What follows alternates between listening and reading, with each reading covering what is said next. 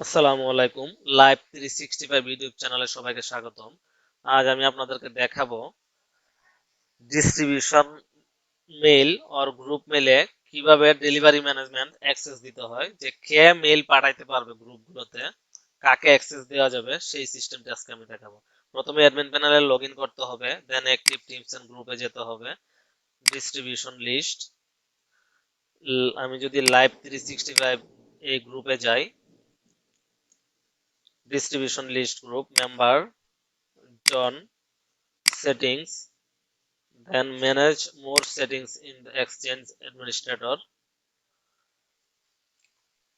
exchange admin center login করতে হবে,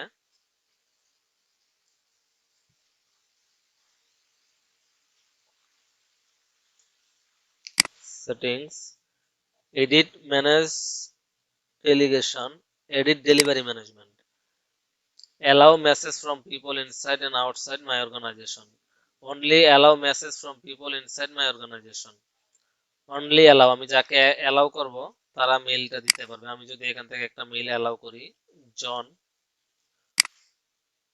আর একটা মেইল allow করি সাকিব, সেভ চেঞ্জ।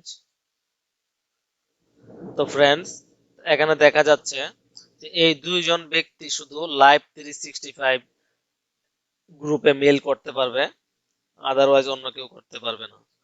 তো ফ্রেন্ডস, ভিডিওটি ভালো লেগে থাকলে অবশ্যই আমার চ্যানেলটি সাবস্ক্রাইব করবেন। ধন্যবাদ। আসসালামু আলাইকুম।